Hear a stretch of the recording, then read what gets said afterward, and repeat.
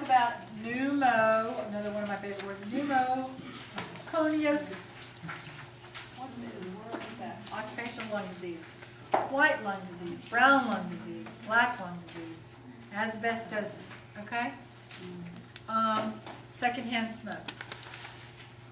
Those can all be considered occupational lung diseases. If you're a bartender, you can end up with an occupational lung disease if everybody smokes in your bar. If you work in the cotton mills, or you're a seamstress and you sat there sewing, over the years, eventually you're absorbing all this, you're breathing all those fibers. If you work in the coal mine, you get black lung disease. If you work in asbestos, or in a building with a lot of asbestos fibers. So when we're talking about these kinds of diseases, that's what we're talking about. We're talking about preventable diseases that happen from exposure to chemicals. Look at this. 1968 to 2000, how many? 124,000 people died.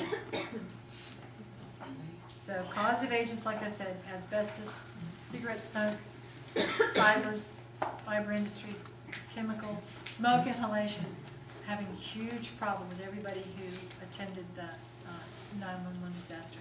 Anybody who was near. All the rescue personnel are now, many of them are getting sick, okay, because they breathed in that stuff. So, you know, we prevent the causes. If you're a firefighter and you have to be in smoke, that's kind of a different thing. But as much as possible, we want to make sure buildings are ventilated. Proper equipment is worn. What does OSHA do?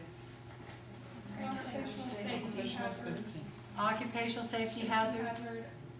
Association? I don't know. And so what do they do? Make sure that there's helmets, goggles, safety equipment, like AEDs in buildings and everything that is a hazard for workers. They make sure that there's safety standards on that. Safety, chairs. Classify and regulate. They what now? They classify. They classify and regulate. And who enforces? Federal government. But does OSHA have a branch that enforces? I think they I think they do. They do. They find you. Yeah, and they say they enforce. So if you hear somebody who dies at digging a ditch, OSHA's there. And the reason we have good lighting and good ventilation in our factories is because of OSHA. Okay? And that's the reason. Have you all seen your material hazards? On your everything is labeled. Things are only supposed to be stored in their proper containers. Tiki juice looks like tiki oil.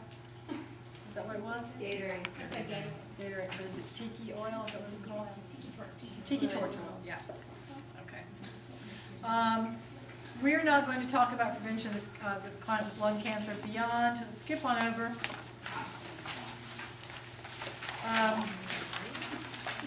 To nursing care of the patient with any patient with cancer. We're going to give them psychological support as generalist nurses. Page 16.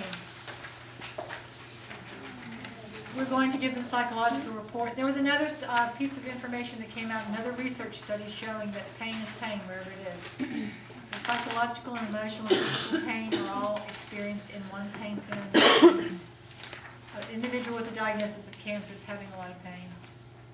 Whether they're having physical pain or not, they're having the diagnosis of cancer. So that causes a lot of pain. So we're going to try to relieve their pain, relieve their anxiety, give them as much information as we can give them. And of course, if they have lung cancer, they're going to have decreased areas for breathing, right? Depending upon the size of the tumor and where the tumor is. And so cancer over time causes inflammation and causes irritation. So we expect these clients to have increased secretions, right?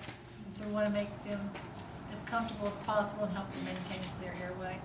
Something like 80% of all lung cancers are due to cigarette smoke. I think we said that earlier today. Isn't it the increase of the mucus that's causing the breakdown of the cells and starts the cancer?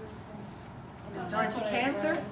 No, like it starts the process of it, the buildup of the mucus. from the smoking or the irritant. There's an increase, it's the And carcinogens. it breaks down the cells and The causes. poisons break down the cells. The Yeah. poisons in cigarette smoke break down. And Right. after a while, the phagocytosis just can't do anymore. The cilia are paralyzed. Right, You can't sweep the stuff out and it sits there, it poisons. yeah, It's like if you kept putting tar on your skin day after day after day, eventually your skin would break down. yeah. So it's an irritant on your mucous membrane, any mucous membrane. If you bit the side of your jaw umpteen times, eventually it wouldn't heal. Basically, that's what's happening. It's an injury. It's a chemical injury to the lung tissue. Oh, and that really is about all I've got to say about this. Not too much. Let's just look at this lobectomy question, though. It's a pretty good one. 'Cause you should pretty much know. Prevention, causes, classification, palliative care. What is palliative care? Making them comfortable. Right. Right. Except, keeping someone comfortable and reassuring them is something that you can do. We expect them to have a lot of pain. Expect them to need a lot of support. You, of course, are always going to be keeping their airway clear. Late in cancer, there's a lot of fatigue. And they're very short of breath because they don't have the same amount of lung tissue.